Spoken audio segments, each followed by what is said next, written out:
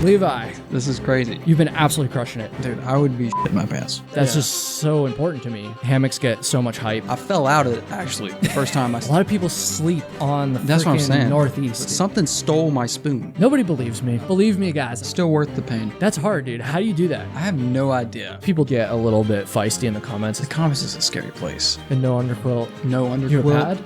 I had the space blanket. What's going on, everybody? Welcome to episode number 179 of Trail Tales, the very first Trail Days episode. These next 5 or so episodes are going to be shot from Trail Days here in Damascus, and they're going to be lots of fun. A couple in-person episodes in a row. It's going to be a great time. And to kick off the batch of Trail Days episodes, I thought it would be really cool to have a gentleman named Levi Spangler on the show. I said that right? Spangler. Damn it. I said the R, dude. What did I say? I always say Spangler. I'm not paying him enough. Well, I don't know what that is. Anyways, so Levi is the editor for the Kyle Hates Hiking channel and has been for almost a year now. Yep. And because he's so involved with the channel, I thought it'd be cool to kind of do a little deep dive in the Kyle Hates Hiking world, maybe address some of the, I'm making this sound way more dramatic than it actually is, but like talk about some of the more controversial things related to that channel and kind of get his thoughts on it. And of course, he's also hiked quite a bit, and we're going to talk about that as well. He's here helping me put together these episodes and hanging out. And so, Levi, Yes. Thank you for coming in here and helping me make all these episodes this weekend, and for freaking killing it on the main channel. I mean, those numbers, dude, those numbers don't lie. I mean, we're doing like bigger numbers on YouTube than I ever thought possible. Yeah. And even more importantly than just like the views and the clicks and everything, like we're just reaching so many people. And while we are going to talk about some of the negative comments in a little bit here, I mean, just seeing all the positive comments, and I don't know if you know this, but I even get comments and messages quite frequently on those videos being like, I just got one the other day from this kid in high school, actually. People being like, hey, like I just found your videos because I like the true crime stuff, and I didn't know anything about thru hiking, but then I started to like research more, and now I want to do the Appalachian Trail. Really? Or this kid the other day was like, I can't stop thinking about thru hiking now. Oh. And so they really are making a big impact, and not to mention the all the safety aspects. Yeah. And starting to fundraise a little bit for some of these search and rescue organizations. So I think we have a really good thing going here. And dude, I'm telling you, I'm not just doing this for the cameras, dude. Like, I mean, you've been absolutely crushing it. Those videos are awesome. And so I'm so grateful for everything. You. I appreciate you bringing me in, man. Yeah. This is crazy. My first podcast. Oh yeah, I meant to mention that actually. This is his first podcast. Levi's a little soft spoken too. Yeah. So I'm gonna try to get some good stuff out of him. But obviously you're much more than just a part-time editor for my channel, dude. Yeah. Talk about who you are, what you've hiked, all that good stuff. So I am Levi. I hike a lot in North Carolina. That's my favorite place to hike. I haven't really been anywhere else except for the East Coast. I've hiked pretty much everything in North Carolina, and then last year I went on a road trip up north, up to Vermont, New Hampshire, Maine. Yeah. And I did Washington. I did Mount Mansfield. But I haven't really hiked much other than North Carolina. I'm kind of like known for North Carolina on my YouTube channel. I know. I've seen a couple of your videos where it's like, actually, I was going to ask you about that in a little bit. Some of your favorite hikes around here, but I guess we're in Virginia right now, but we're close. Yeah, I mean, we were in Tennessee. I was in Tennessee until like 5 minutes before I got to Damascus, because right on the border here. But yeah, I mean, just for some context, Levi is a little bit different than a lot of the guests I've had on here. Yeah. Because he hasn't thru hiked. But actually, I did want to ask you, because I do recall a couple of conversations we've had about this, if you have any ambitions to thru hike anything, we'll say. I've said on my channel and like publicly before that I want to do the Appalachian Trail one day. That's like on my bucket list. Mm-hmm. But I don't know when I'm going to do that. No, like active plans, obviously. No. Well, maybe after the festivities from this weekend, you'll have some more inspiration. Yeah. I mean, or the opposite. Maybe you'll see all these like dirty hobos walking around and be like, all right, I don't know about this. No, I mean, I definitely want to do the Appalachian Trail at some point in my life. I've done all of it in North Carolina, so I might as well just keep going. Yeah. You know, I love hiking. So, I mean, I love backpacking. That's what made me fall in love with hiking is backpacking. You have seen like, I feel like a nice, especially with the road trip last summer. I feel like you've seen a nice little snapshot of a lot of the best parts. Because in my opinion, the Northeast, say like New Hampshire, Maine, and then North Carolina, honestly, were like two of my favorite spots. Or like, North Carolina, Tennessee border area. I usually kind of group those two states together because the trail follows the border for so long. But I mean, everyone's got their own opinion, but I kind of feel like those were my two favorite general sections. And so you have seen like a good bit of it, but obviously there's always more. And you went to Grayson Highlands once too, didn't you? Yeah, that's actually where I went backpacking for my first time is Grayson Highlands. I have like a special connection to that place, man. That's always what it's like for the first. Yeah. I was literally thinking about this today. I was listening to some old Trail Tales episodes to get myself pumped and prepared, which is very weird because it's like you're listening. I don't know if you ever get this, like maybe rewatching some of your old videos, like you remember that you did this episode, but like obviously you don't remember specifically what you said. Yeah. And so I was just talking to Leela about this on the phone. Actually, I hear myself in these conversations, but I don't remember what I said. But like if somebody asks me a question, I know what I'm gonna say, like in my head, because like I was the one that said it, so like I know my own tendencies. Yeah. And so I'll literally like start to formulate an answer in my mind before I hear what I actually said, and then it's almost like exactly the same, and it's super fucking weird. It's super weird. Anyways, I'm going off track here. No, you're good. Kind of funny story actually for everybody listening and watching. So Levi and his younger brother took this trip up to the Northeast last summer, and I was living up in New Hampshire at the time. Just for a couple months, I was living at the Bretton Woods ski resort. I found a sweet deal on a condo there for a couple months. And it just so happened that when Levi and his brother Caden were there, it was literally the only week of the summer that I was traveling to Texas to see my girlfriend. Yeah. And it sucks because the campground that they ended up staying at was literally like 5 minutes from my place. Yeah. And there's not like there's a lot of, this is in like Carroll, New Hampshire. There's not like much there. And so I thought that was kind of funny. Yeah, I can't believe that happened, dude. I don't think I told you this before. I almost offered to let you guys stay there. Oh, really? Because there was no key. It was just like a number pad. I thought about it. I would now. At that point, we hadn't met in person yet. Not that I had any reason like not to trust you, but I think we'd only been working together for a couple months at that point. I almost did. I also didn't realize you would be staying that close. I knew you were going to be in the Whites, but I didn't know exactly where. But sorry, I could have done laundry and showered and all that stuff. It's all right. We slept in the tent in the campground. I mean, like it was fine. That was probably the best night sleep I've had in a tent ever. But it still sucked. Not a big tent sleeper. So you didn't have the SUV camper set up? No. I didn't have an SUV. I didn't have anything. We slept in a campground, and then we were sandwiched in between like two loud families all weekend, and it rained. But I mean, honestly, I slept pretty good, but it was still rough. Yeah, it was still rough. Yeah. For everybody watching and listening now, Levi has a Forerunner, and he built like one of those platforms in there so you can sleep and everything, and it looks pretty sweet. I just built one for my SUV too. I haven't tested it out yet. I'm pretty excited. Good. It looks pretty sick. Yeah, I'm pumped. I'm pumped. It kind of looks better than mine, to be honest. Think so? Yeah. See, I don't have the drawers though with like the cooking stuff. Yeah. It's a pretty simple. I wanted to go for like a pretty simple design, but I don't know. I imagine it probably wouldn't be quite as comfortable crammed in there with a sibling either. Like you seem to be doing a lot with Caden when you all go on your trips. If anybody's trying to make a SUV camper, just understand you like doesn't matter how fancy you get, you're still sleeping in a truck. Like it's cramped, especially if you're not by yourself. Like, especially with two like fully grown like men in there too. That shit probably fucking stinks, dude. Dude, it was so bad, bro. Yeah, I did like a 2-nighter one time. That was like the longest I've done because it just got bad trash and stuff just in there, dirty clothes because we were hiking all day. Yeah, it was bad.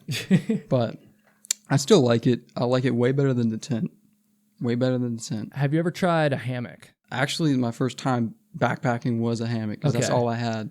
And how did you like that? Dude, so bad because I'm a stomach sleeper. Oh, that's it. Yeah. That's what I always tell people. Yeah, you gotta be a back sleeper, or at the very least a side sleeper. Because I feel like hammocks get so much hype. I think hammock people just love to fucking talk about hammocks, but if you're a back sleeper, they're great. But yeah, it does kind of suck that rules out like a pretty significant portion of the population if you're a stomach sleeper. I mean, I'm sure there's someone out there. I can take naps in it fine. I can take a nap in it just fine, but like overnight, I want to wiggle around and move. I fell out of it actually. The first time I slept in it overnight, I fell out of it. You like fall out and the ponies are like nipping at you. Yeah, dude. Yeah. Yeah, it was kind of crazy, but. Did you see the ponies? Yeah, I did. Yeah, they were actually eating somebody's tent beside us. Oh, shit. Yeah, we woke up to them yelling. Damn. Yeah. There's a lot of bears there too, if I recall. Yeah, we stayed near the bear boxes and stuff, and that's not too much of a problem. But actually, the last time I went backpacking there, I think it was a horse. I don't know what it was, but something stole my spoon. My backpacking spoon, the craziest thing ever. I didn't know where it was. I swore I put it in the bear box with everything. And the next morning, we were hiking down trail, maybe like a quarter mile down trail. It was just laying on the trail. Oh, well, at least you got it back. Yeah, I got it back. Damn. Yeah. That sounds like crazy. A bear to me. But actually, I don't know. Those horses. Yeah. I don't know as much about the horses, but they probably get into some shit sometimes too. I don't know. I thought it was funny though. Because we were just walking and he was like, dude, that's your spoon. What are the odds? What if it had taken it like the opposite way? Then you would have never had it. Yeah. And someone would have just been like, oh, some asshole dropped their spoon. No, I'm glad you found the spoon, dude. Yeah, that was funny. We're going to get back to that in just a second here. But first, I need to tell you about something freaking awesome. That would be, drumroll please, Garage Grown Gear. Garage Grown Gear is the sponsor of this episode. They are your one-stop online shop for all things ultralight and cottage backpacking gear. So instead of spending hours on Reddit or sifting through tons of YouTube videos just to find like individual cottage companies and then going to all their different websites. I mean, that's all just such a pain, right?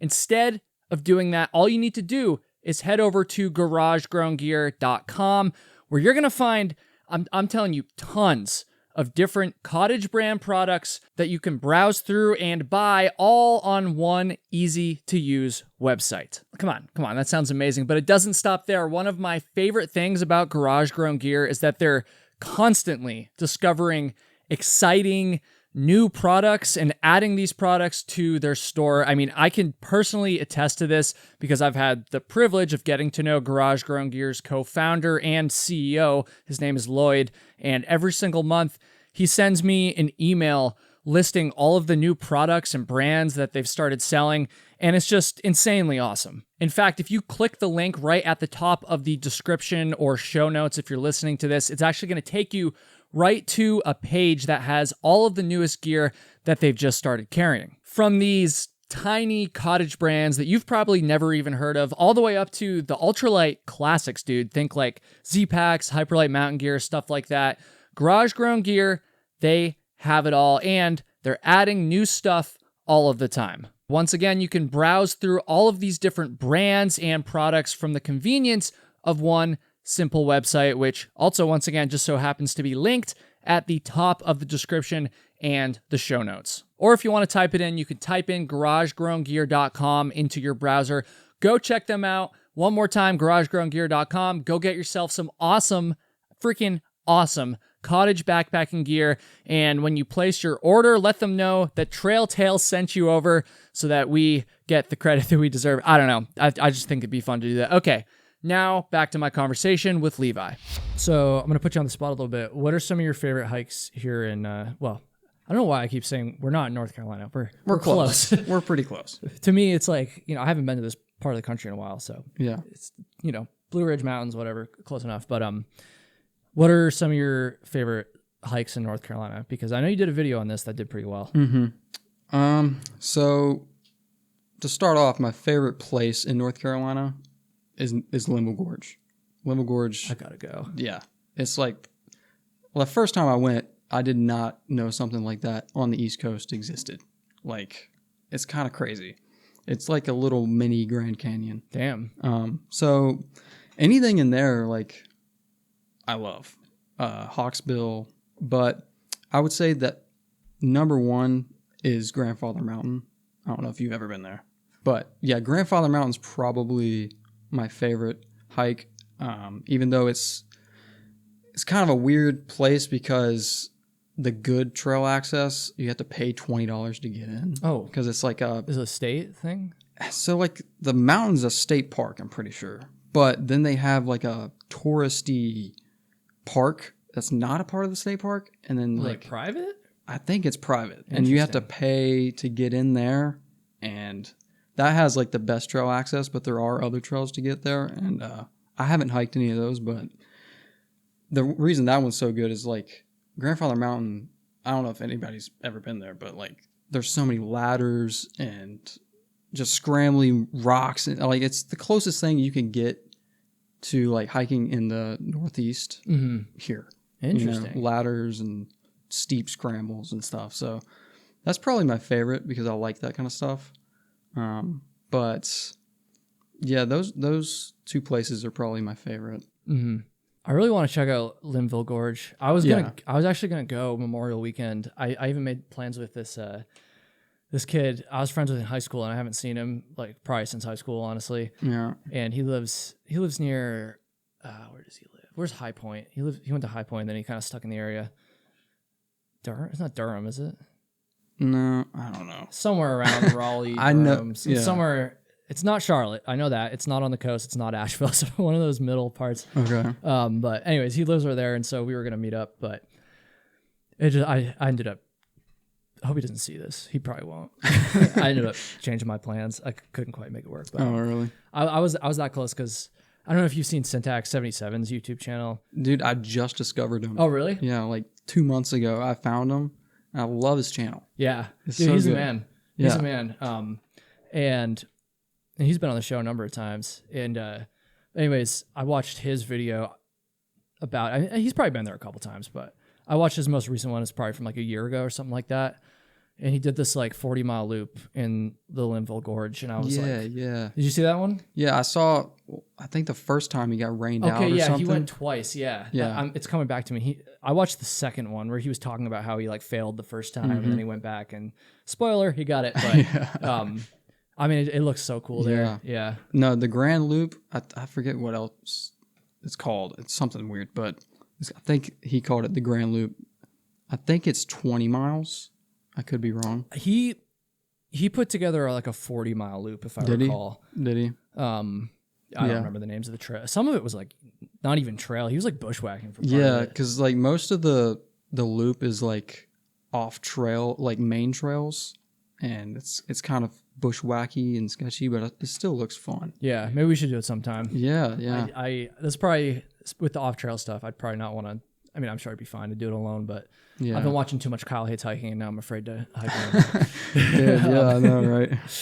No, dude, we should try to hit it up sometime. Yeah, that'd be fun. What about like? So you said you've done most of the AT in like various sections through North Carolina.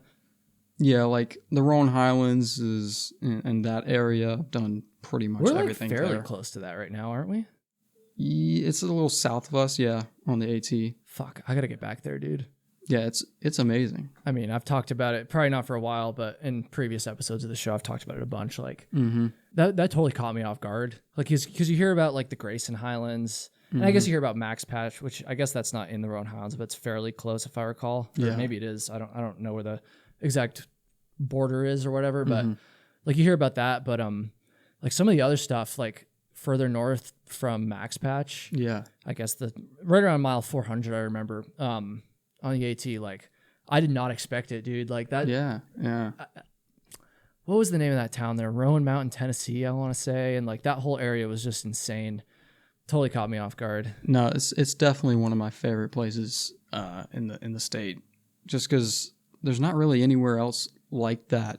I mean, the Grayson Highlands is kind of similar, but like it's just a huge a bunch of mountains with no trees. It's kind of cool. I know, dude. And like just 360 views everywhere. I did not sick. expect it. Like, yeah, what a pleasant surprise that was. Yeah. What do you like better, the Grayson Highlands or the Rowan Highlands? Man, I like the Grayson Highlands just for the ponies, to be honest. The ponies and Fair. Wilburn Ridge and that whole area is just beautiful. Yeah, I think Grayson Highlands. Plus, I think it's a little larger, like the Mount Rogers area. Mm-hmm. There's a lot more trail systems and stuff there to do and to hike. So, yeah, I'd probably say Grayson Highlands. But I do want to say that for everybody, I've heard like a lot of people say like the Roan Highlands is their favorite part of North Carolina on the AT.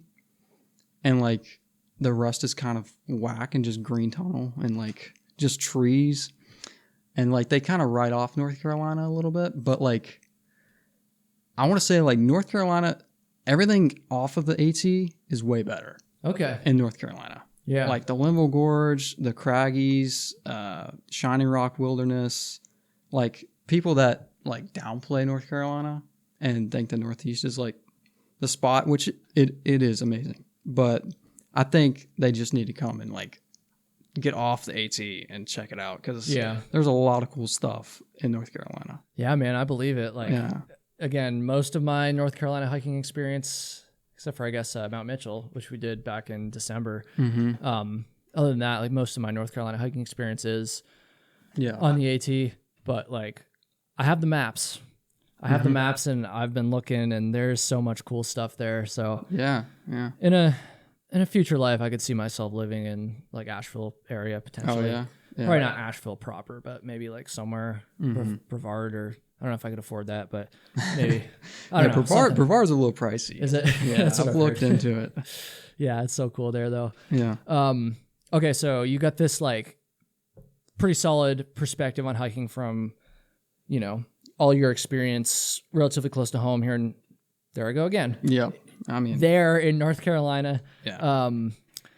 What did you think when you went up to the Northeast and you checked out like the Whites in Vermont, and you went to the Adirondacks too, didn't you? Yeah. So how did that like compare with this kind of North Carolina perspective? There's two things that stand out. Okay. And I don't know if it was the time of year that I went or whatever, but the first thing's the bugs. You were there in June, weren't you? Like mid-June? Yeah. Yeah, you're kind of catching the tail end of black fly season there. The Adirondacks especially. Yeah. Oh my gosh. It was the worst bug experience I've ever had. Ever. We were running. I had to run. I ran for like 2 miles to get away from it. There's a lot of listeners and viewers that know exactly what you're talking about. A lot of people that frequent like the Northeast and stuff. I had no idea. And then the worst thing is when I went there, I cut my ear I fell and cut my ear open, and they were trying to get in my ear, and it was just, it was bad. Yeah. But the bugs for sure is one thing that stands out, and then just how steep it is everywhere. Like, especially the Whites. Yeah. Because, well, I mean, the only hike I did was Mount Washington, and that was steep. Did you guys do Tuckerman's? No, we were going to do Tuckerman Ravine, but it was closed because I think it was still like icy or something. I can't remember I remember you telling me something wet like that. Or something. Yeah. So we did the Huntington Ravine Trail, or no, we did Lion's Head. Yeah. Lion's Head. I don't think I've ever done Lion's Head actually. Apparently, I don't know if this is true. I don't really know, but apparently it's the easiest hike up Mount Washington. But it did not feel like that, dude. I don't know if it was the tent sleeping that did it or whatever, but you guys have been on the road for a while too at that point. Yeah, because we just got out of New York City and Boston, and we were riding bikes. And y'all drove up the coast for reference. They didn't fly in. Yeah, it was a road trip. Yeah. So, I mean, that probably, if I went back and I was like 100%, it would probably be a little bit easier. But yeah, maybe you could make it down instead of just up that time. yeah, I know. He keeps giving me crap. I had to say it, dude. The shuttle was nice, though. It was scenic, you know. We could just blame it on your brother. He's not here. Yeah. He was on that hike. He wanted to get back to the pool. No, but for sure, I definitely want to get back up there and do more hiking in the Northeast because I didn't really get to see much of New Hampshire, and that's definitely like probably the best, I would say, like mountainy area. I mean, Vermont's pretty cool. Yeah, I mean the Adirondacks are or the High Peaks area anyways, in the Adirondacks, like where Lake Placid is and stuff, is like pretty comparable to there. Although in terms of like the above tree line, like almost Colorado-y vibes, like New Hampshire is the only thing that really comes. I mean, there's peaks in the Adirondacks that are above tree line, but there's no like, I don't even remember how long the presidential like above tree line section is, but it's at least like 10, 15 miles. And there's nothing like that anywhere else in the north, on the whole East Coast, I guess, for that matter. I did not expect that. It's crazy, isn't it? Because like I just got into like hiking and stuff. I mean, I've only been hiking for the past 3 years, like legit. And so I didn't even know anything like that existed on the East Coast. Like the Northeast is crazy, especially like the Appalachian Mountains, because as a kid, my dad lived in the mountains, and I would always go up there to help him work and stuff. And I didn't really get to see much of the mountains and like how beautiful they were. And I just thought that they were just green hills. But dude, because I would always see on TV like Colorado and like, you know, all these places that look absolutely amazing. And like, I didn't know like the whites existed, and like, that's like legit hiking. Like that's what I'm saying, dude. Like mostly people that live like outside of the East Coast, honestly. Yeah. I've said this before on the show, but like most of the people listening actually are not part of this group. But a lot of people sleep on the freaking Northeast, dude. Yeah. Like people that live, say, you know, in a part of the country where they don't have access to mountains, say they live in like the Midwest or something like that, or Texas. I guess Western Texas is mountains, but you know what I'm saying? Like, say someone lives in Chicago, for instance. Yeah. They think like, oh, if I want to go do some like sick, like, you know, high mountain, like crazy hiking, like I got to go to Colorado or California or something like that, Washington. Yeah. People don't realize, dude, the whites are people on the East Coast know about it. Like it's not a secret, obviously, but like I try to tell people this that are West Coasters or like, you know, from the middle of the country or whatever, and nobody believes me. Yeah. Believe me, guys. I'm telling you, if you live in Chicago or wherever the hell, like Dan Becker, I've been telling him he's got to get to the whites. Oh yeah. I think people sleep on it because of the altitude, or like the elevation, but like they don't understand, like Colorado and California and Wyoming and all these places, like they start like the bottoms of the mountains are like at 6,000 feet sometimes. You know what I mean? Exactly. So like, I think that's just the whole thing that people sleep on, is the elevation or whatever. But they don't understand, like, you're still like climbing. Oh yeah. And there's still like sick views, and it's still like a very wild place. Like I would highly recommend like anybody, if you're looking for a new place next time, and you're like thinking about like taking a long drive or even flying in to go backpack somewhere, as a lot of people do, into like Colorado and stuff like that. I would consider the whites. You can fly into Boston Logan, and you can rent a car and zip up there in like probably 2 hours. It's really not that far. Or you can fly into Manchester, New Hampshire, or something like that. So I would consider it, just saying. Yeah. And I'm glad that you were able to experience it. And you only saw, obviously you didn't have time to see. You guys got a pretty good sample of like everything up there. Yeah, that's what I was trying to do, trying to sample everything, because I wanted to hit, I mean, like, how many states? The whole New England. So you hit New York, Maine, New Hampshire, Vermont, right? Yeah. You didn't hike in Maine though, right? You just went to Portland. We went to like Cape Elizabeth and like that Portland area. So I mean, we walked around there to the lighthouse or Portland Headlight. Yeah, the Headlight. Dude, I haven't been there a long time, but we used to go. Dude, that place is amazing. Isn't that cool? There's a lot of people there, and this isn't really even a hike. It's just a cool spot. But yeah, it was a cool little spot to explore. Yeah. It is cool. Over Memorial Weekend now, I'm going to be up in Maine, and we're going to do like a canoe trip for like a couple days, and like bugs are going to be terrible for sure. But for like a couple days, you know, I can handle it. I'll have the bug net. I'll have the DEET. I'll have all that shit, but they can be, for anything more than that, black flies can be tough, but yeah, I don't know. It's worth it. It's worth it. It's still worth the pain. Dude, let's talk about me. My channel now. Let's talk about the Kyle Hates Hiking channel a little bit. So, God, so it was honestly around this time last year that you started, wasn't it? Maybe like, I'm trying to remember where I was. Maybe like early May, I want to say. I think it was early May. Yeah. Yeah. So, how did you find my channel and like the application to like? So, okay, I don't know if you know this, but I've watched you for like 3 or 4 years. Really? Yeah. You might have mentioned that at some point, but yeah. I mean, like I I had you on Instagram or something. I think you put it on your story or something that you were hiring. I probably did, yeah. Or the community tab on or both probably. I can't remember. Yeah.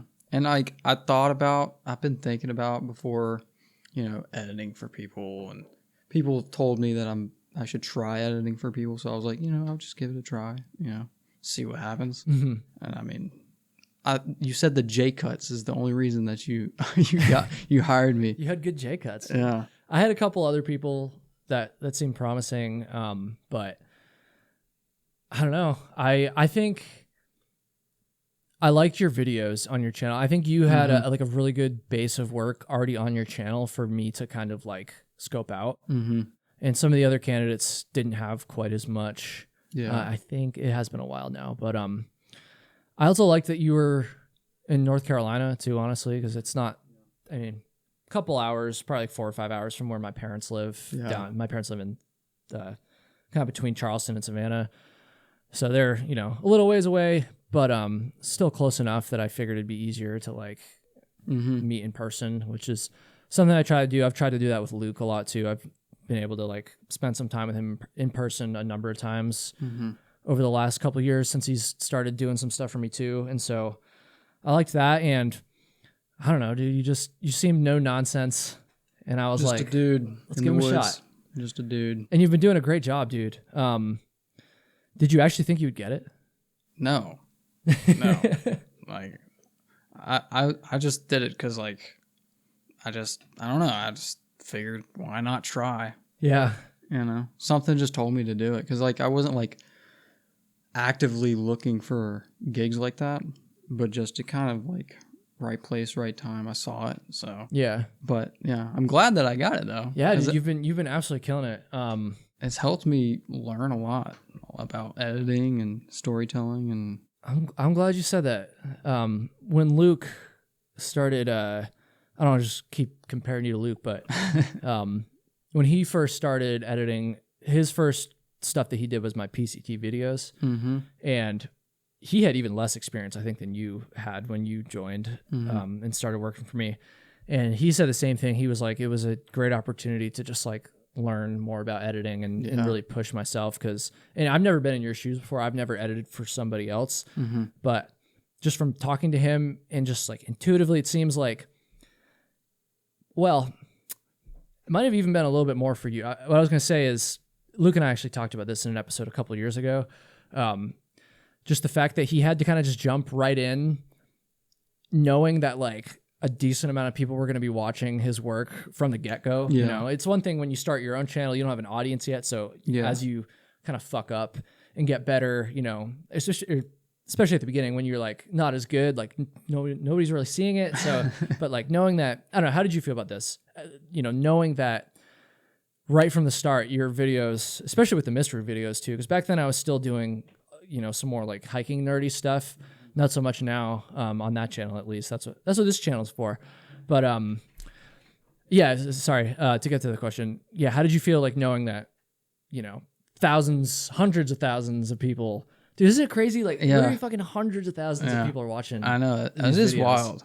It kind of like hits me sometimes that I'm working on projects that are reaching that many people. But I mean, when I first started working for you, it was a little nerve-wracking because that was my first time ever editing for other people and doing that. So it was a little nerve-wracking, but I think having a YouTube channel myself kind of helped me like with the whole sharing my work to the public. Yeah. Because I was kind of already used to just putting myself out there like that. So it kind of helped like with that aspect, but it was still a little nerve-wracking because like, you get way more views than I do. So and it's only grown too since like in the past year. I mean, it's crazy, dude. I think since I've worked for you, we've had like one get 700,000 or 800,000 views. The Michelle Vanek one has over 1 million now. It doesn't have it over. That was probably like 7 months ago now. It was a while ago. That's wild. I think that was over that was in the last fall. I think I had just gotten to Hawaii when I made that one. I can't remember. But I mean, we've had a number get like 500,000, and then the shorts, dude. Yeah, the shorts. Have you seen the freaking views on those? Yeah. Oh my god, like it still blows my mind. No, yeah. There's I think I've had like at least 15 shorts get over 1 million. And granted, the shorts are a little different. You know, they're a little more. Mm-hmm. I don't know. Actually, that's an interesting question for you, talking about the editing stuff. So, for those that are watching and listening that don't watch the Kylie hiking stuff, for every video, I have Levi go and turn the long, and you know, lots of YouTubers do this. They'll take their long form video and then they'll chop it into a 60-second short to post, you know, vertical content on YouTube. And I have Levi do that. But the hard thing about it is, because I used to do it before I hired him, and it's very difficult because, you know, these stories are, you know, when we first started, they were around 15 minutes to 20 minutes long. Now they're getting even longer, closer to half an hour. And like, how do you fit a half an hour story into 60 seconds, you know? I asked myself the same thing, dude. And I remember I told you this the first time. I was like, dude, this is going to suck. But yeah. It's super important. It's great for the channel. And like, that's hard, dude. How do you do that? Dude, honestly, I have no idea how I do that. It takes me not even that long to do either. Yeah. Like I think I just sift through the raw, like cut, and I highlight certain parts of the story, because like every story has an arc, you know. Yep. So I try to focus on the arc, like the beginning, the middle, and the end, you know, and really the climax, trying to figure out the best part of the climax to put in there. But I think it's really like, when it comes to editing for me, it's just subconscious. Like I just go into like a flow state, and it just happens. I don't know. I don't have like formulas or anything really. Yeah. Yeah. Well, dude, you absolutely kill it. Sometimes people definitely get a little bit feisty in the comments, especially the shorts. Yeah. Just because they're like, oh, like they want to know more, but like I don't do part 1, part 2s, which maybe I should, but I don't know. Those usually, I mean, dude, most people would just watch part 1 and then still complain anyways. They the wouldn't even watch community part on 2. the shorts is just wild. Like yeah, the comments also, on there. Oh my god, dude, yeah. It's worse than the normal videos. Yeah, it is the for long sure. ones. And sometimes I feel a little bad because like I can kind of understand if you watch only like a 60-second version, you might be like, yeah, there's just like a lot to be left desired in a story, because you know, no matter how good of a job you do cutting it down to that much, like something's going to be left out. Yeah. And I think the idea that YouTube wants is for people to then go watch the full length video. Yeah, they even have a feature where you can link the exact video right to the short. But like, I haven't looked into it too much, but it seems like that's not really working. I don't think they're getting the conversions to the long form that they have been hoping for. Yeah. Because I mean, so many comments. It's hard. It's hard to have a 30-minute story be condensed to 60 seconds. I mean, I've heard like from other creators that the shorts conversion isn't good either. Like even no matter what you do, like, because people are just scrolling. They don't really like sit there. That, you know, the video's done and they scroll past it. Yeah. So I think that's just the shorts. It's not necessarily our videos. It's just the way the shorts are laid out. Yeah. You know? So I guess we're getting into some of the comment talk a little bit. Do you read the comments on the main videos at all? I've read a few videos. I hate reading. I mean, like, the comments is a scary place. And like, I'm scared that I'm going to see like something that I don't want to see, and then like it messes my brain up. But so like, even on my channel, I don't look at comments. So I don't know. But I try to take criticism from comments. You know? Yeah. I think that's a good move, to be honest. And while the majority of the comments on there are like super positive, of course, especially when you're reaching the amount of people that we're reaching now, like there's going to be some negative ones. And so I thought it might be kind of interesting to go through some of these, and like, there's one in particular I kind of want to hear your perspective on. Mm-hmm. And then there's a couple other, like, probably, I basically have like the most 3 like common criticisms that I get in the comments now. And 2 of them you might not have too much input on, Levi. So let me just do those ones real quick.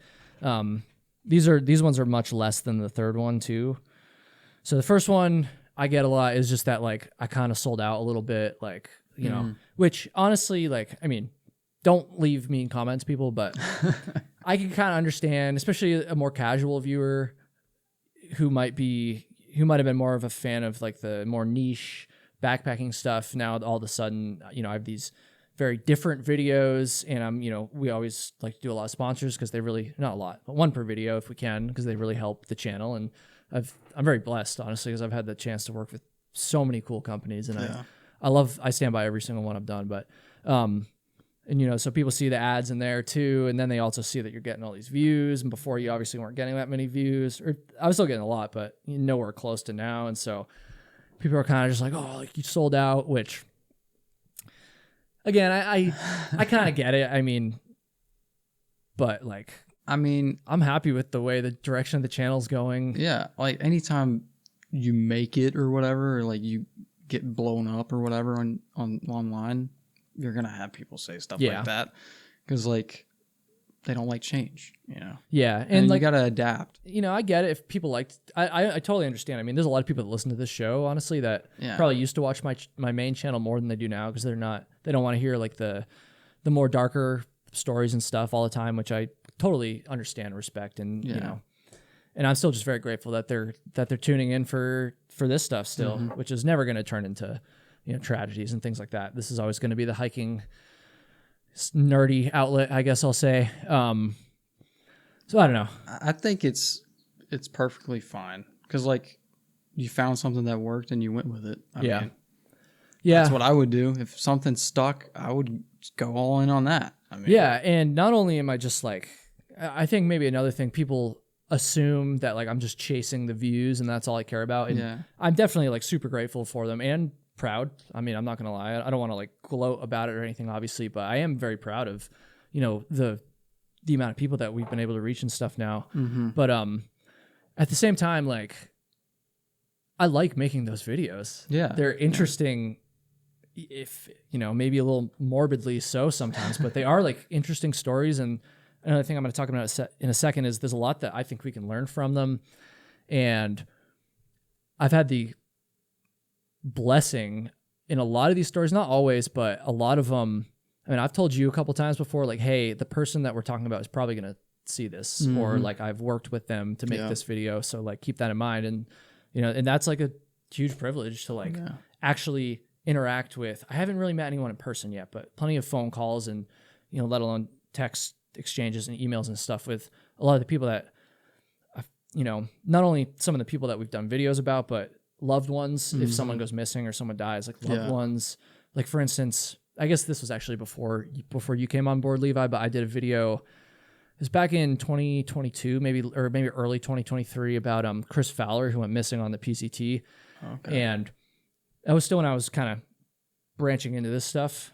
So I was still kind of figuring it out. And I had the privilege of working with Chris's stepmother, who's kind of like his public advocate now, like for his case. And like, it was just incredible. And she was so grateful, that I was, and that's been my experience every time I've interacted with somebody. And just a couple of weeks ago, we did that one with Steve Cooper. And the giant wildfire. And like that one, dude, like that guy. The crazy story. I think I watched his video. Oh, really? Yeah. Like when he posted. Yeah, dude, that one's nuts. If y'all haven't seen that one, they survive. So like if you don't like the death ones, I get that. They do survive. It is a very scary story though. These guys got stuck in a wildfire. Actually, the same freaking fire that kind of booted me off the PCT in 2022. I mean, they were less than 20 miles away from where Brandon and I bailed on our PCT hike. That's crazy. But anyways, but going back to him, I had never even heard his story before, unlike you, I guess. And he reached out to me and he was like, hey, like you should make a story about this shit that happened. And then he sent me like all these videos, and like and now we're going to hopefully link up when I go back up to Washington. And like, so I'm kind of going off here, but no, that video was super fun to make. Was it? I meant to ask you if you like, because that one was different because we had so much footage from them and the 911 calls. Yeah, no, I love that. Yeah, like it's more like a documentary, Yeah, like we had like the actual event caught on film. Like it's cool. Dude, that clip of the fire like coming over the ridge like 100 yards in front of them. Oh my god, that is. When I saw that shit, I was like, holy, I cannot, like mad respect to those guys. And like, I said it in the video, but, now we're just getting into some, I don't know. This is a crazy story.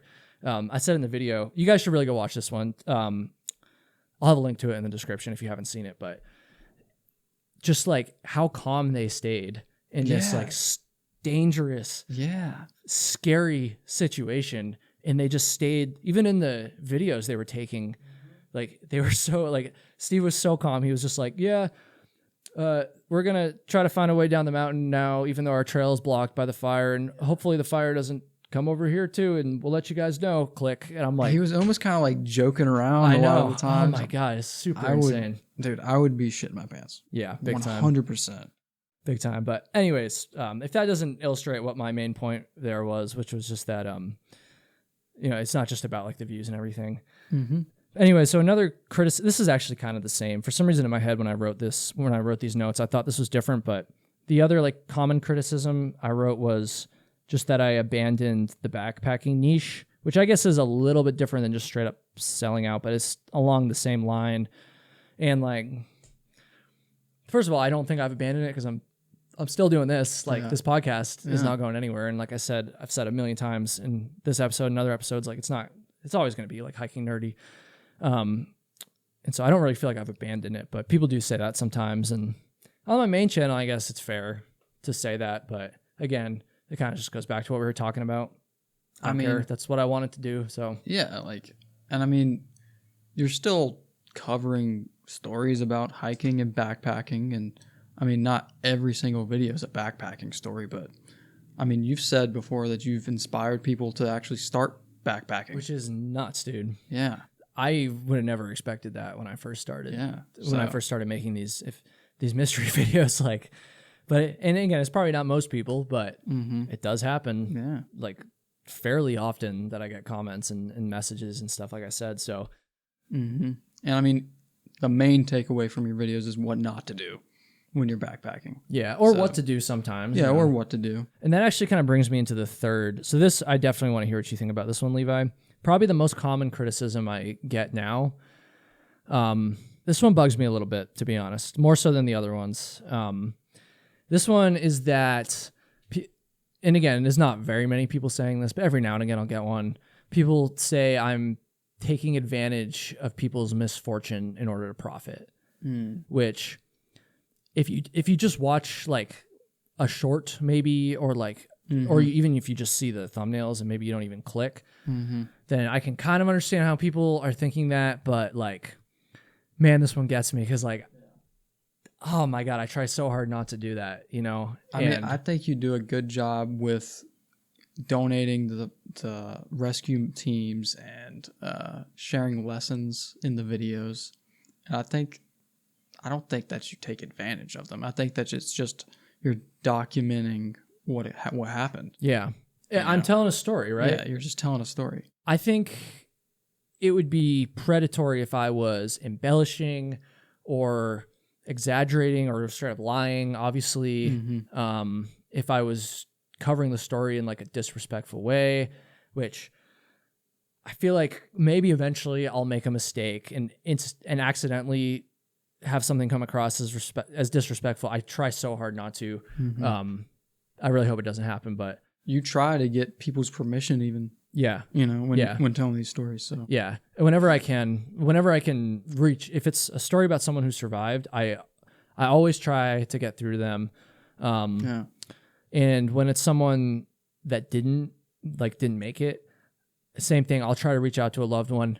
I don't always get through to them. Yeah. And then I kind of have to make the decision like, okay, do I still make this story? And if I think there's a compelling story there, and B, if I think there's like some important takeaways, then I'll usually still make the video. But and so anyways, the people that say this, like, I think it's harder for them to say this now than maybe at the start too, which I wasn't trying to take advantage of people even from the start, but as I've kind of like gotten better at these and kind of settled into a bit more of a formula, for the lack of a better way to say it, I really do. I think we've come up with like a pretty good way to do it respectfully. And then it was, I don't remember, maybe like 4 or 5 months ago now, I I was like watching some other channels that do like true crime stuff. I think it was Mr. Ballin actually. Oh yeah. And he, he's not just hiking, but he does lots of like, stories where there's victims and this tragic stuff.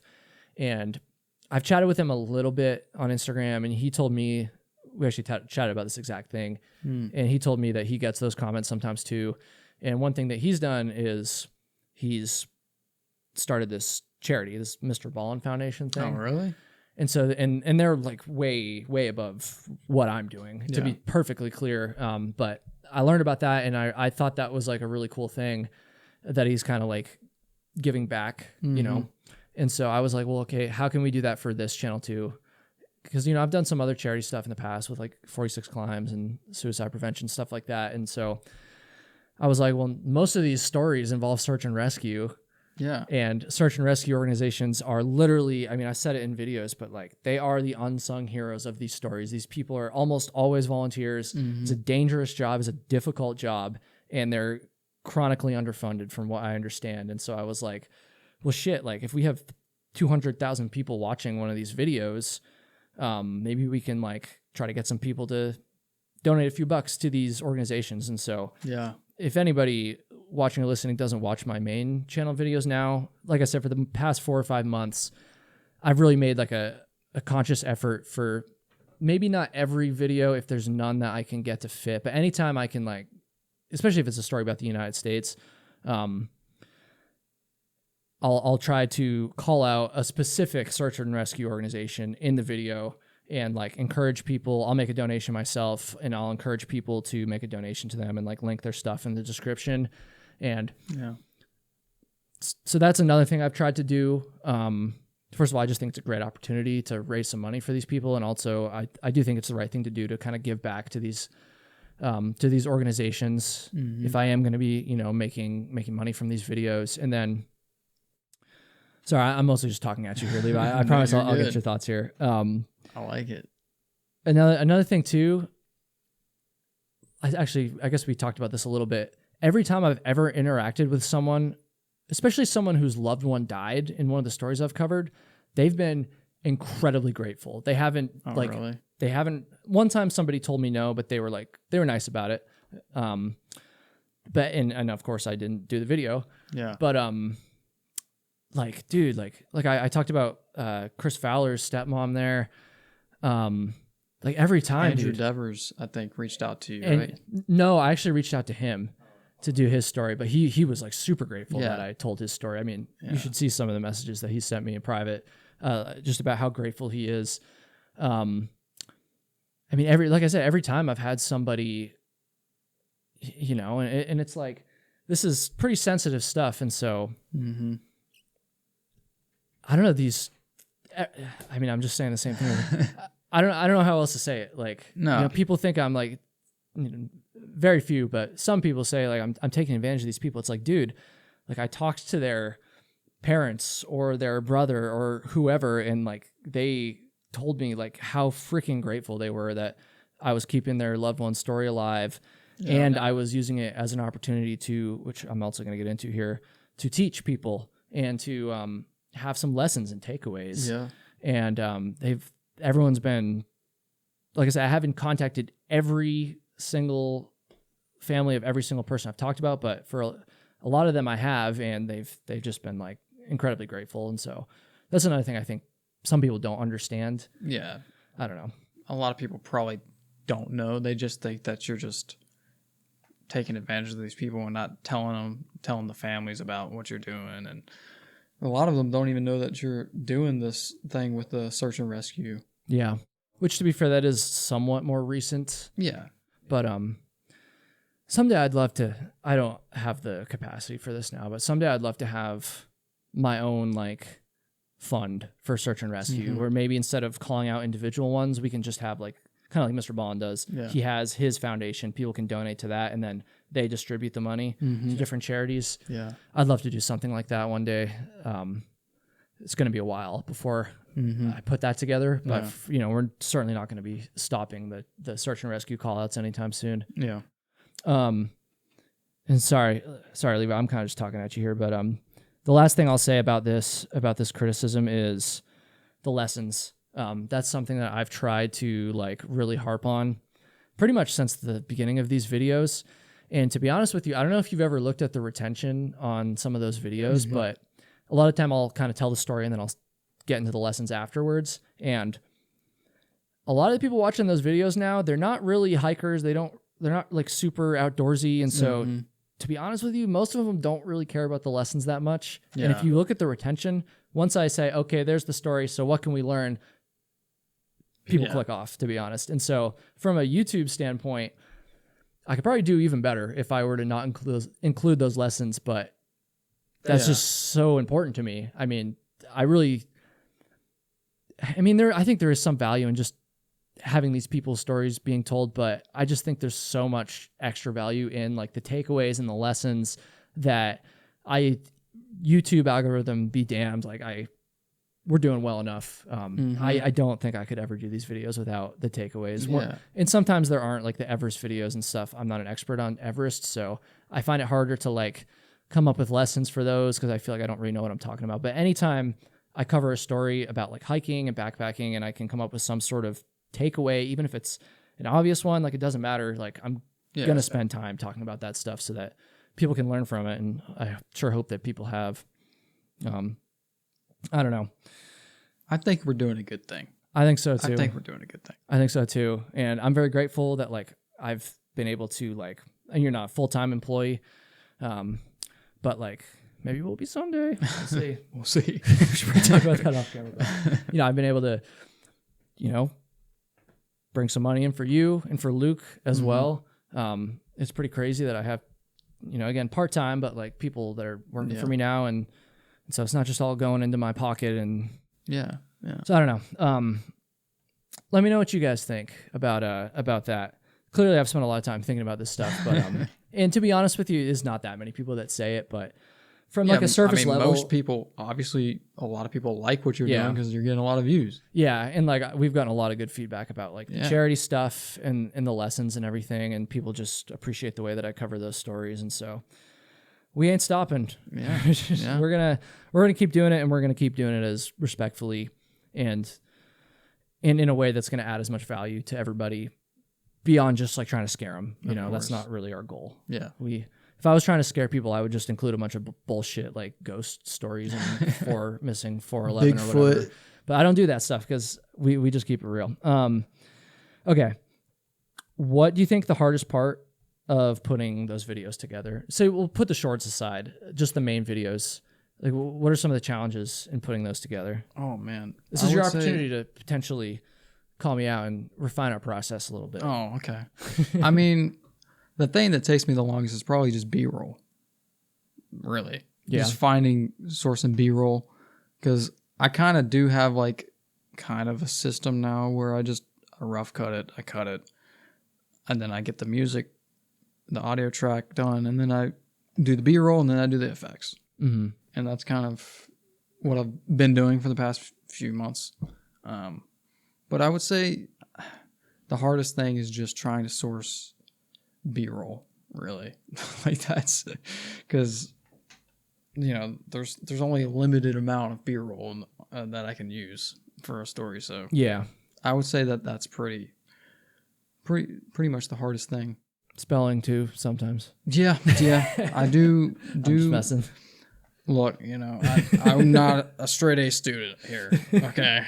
Well, they don't see it because we fix it before it goes live. But that's true. Levi's had some spelling errors. It's no big deal though. We're getting towards the end here. One last question, kind of talking about the Kyle Heights hiking stuff. Yeah. And I'm really putting you on the spot here. And maybe you don't even have an answer for this. I don't know, but do you think there's anything that we can do? Like, how can we make the videos better, do you think?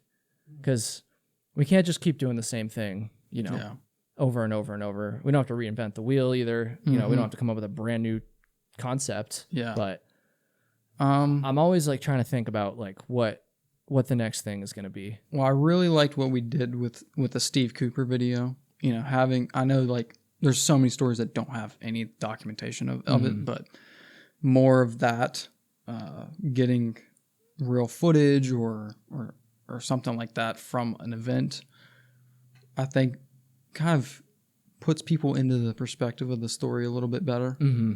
So I know you asked your viewers in that video if they had any stories to send them in, and maybe that'll help. But I like that, and I also liked, I don't remember what video it was. You probably remember when you went out to the location. Oh, Louise Chaput. Yeah. That was last summer. Yeah, it was a little while ago now. I think stuff like that really is cool. I was going to say that. Yeah. Like where you actually go out there and maybe talk to people that might know, and like phone calls even of what the event was like. Yeah. And maybe put that in the video. Yeah, like that's a good idea, dude. Like even incorporating, I don't want to ever just make it like a straight up interview per se. But incorporating like some actual like stuff from someone involved, like their voice. Yeah. I think could definitely add to the story. Mm-hmm. That's a good idea. I have thought about like going on location more, like we did in that one video. I know that's hard, obviously. Yeah. Traveling, you'd be traveling every week pretty much. Yeah, I wouldn't do. But hey, people do it, man. Like, I mean, look at like Ryan Trahan and shit. Yeah. We're never gonna be Ryan Trahan. We're never. He's on another level. Yeah, he is. Dude, do you have a story? Do I have a story? To be fair to Levi, it's been a while since I've forgotten to tell my guest about the story thing. But I did kind of forget to tell him until right before we started. I guess I can say the story of my first time backpacking, which was actually not far from here in Grayson Highlands. Yeah. And this, like, keep in mind, this I didn't backpack or really hike before this at all. And my friend that I went to high school with just calls me up to go backpacking. I didn't even know what backpacking was. Like, I didn't even know. I didn't really go to the mountains or anything like that. So I was like, sure, I'll just go. And I thought it was just a normal camping trip. And then he was like, well, you got any gear? I was like, what do you mean gear? And then he like, named off all the stuff that I need. Right. And luckily I had like a day pack that my dad got me. It was like a survival kit. And he got me an I think it's Eno hammock. Like, yeah. Yeah. And I had that and a day pack and like some space blanket. And that's about it. And a compass. And I was like, okay, I'm going to try to make this work. No handgun? No handgun, nothing. Just, dude, it was bad. And then, so I shoved all the stuff into the backpack and I had to buy like a tarp and everything. I kind of like... Did you just buy like a blue tarp? It wasn't a blue tarp, but it was Amazon special. Yeah. I like the AT with an Amazon special tarp, honestly. And, some Amazon tree straps. And I didn't have an underquilt. And once I packed everything in there, I didn't have any room for food. All I could fit in there was 2 Cliff Bars. So the whole trip, I was fueled on 2 Cliff Bars. And for some reason... Cliff Bars suck ass, dude. Yeah, they don't even taste that good. And for some reason, I thought it was a good idea to put like, how like they have the built-in water bladders on your backpack? Yeah. I had that in there. So that took up like a third of the backpack. And then every time you want to fill up, you got to like dig through all your shit, right? Yes, dude. So I just had that. That's a rookie move. I made that same mistake first time I started backpacking. And of course, my friend's like kitted out. Like he's got all the stuff.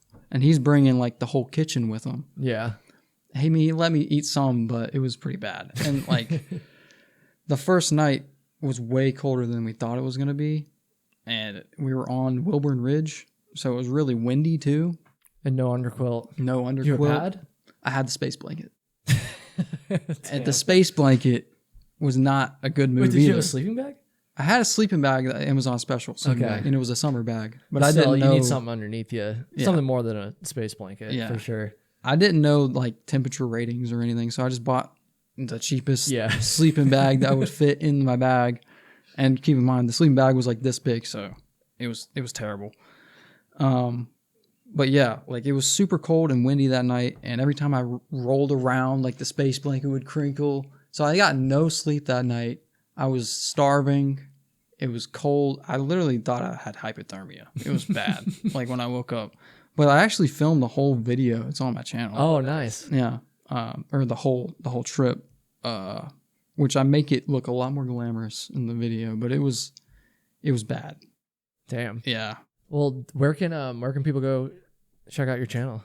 Just my name, Levi Spangler, on YouTube. Levi_Spangler? I mean, it's just. I'm thinking of the actual handle. I mean, if you just type in. If you just type in Levi or Levi space Spangler. Yeah. Not Sprangler. Not Sprangler. Kyle. Spangler. Yeah. Oh shit. But I mean, that's probably the craziest thing. That's everyone has a first story. Yeah. Something. In fact, what's that? You haven't ever told me your first backpack. Oh, believe me. Well, we got all weekend. We'll get into it. I would tell you right now, but they've all heard it 1,000 times. Oh, so. okay. Yeah. I've ran out of stories a long time ago on this podcast, which is why I'm very grateful for all the freaking awesome people that come on the show, dude. So, so thank you, Levi, and thank you for all the amazing work. Like this channel would not be where it's at right now. The main channel that is, without like all the amazing work you've been putting in for a year now. Isn't that crazy? It's already been a year. I know, that is crazy. Super insane, dude. Yeah. So I really appreciate it, man. Everybody go check out his channel. Go subscribe. He doesn't just do like hiking stuff per se, but he has just like a really great perspective on life, and you're gonna want to check it out.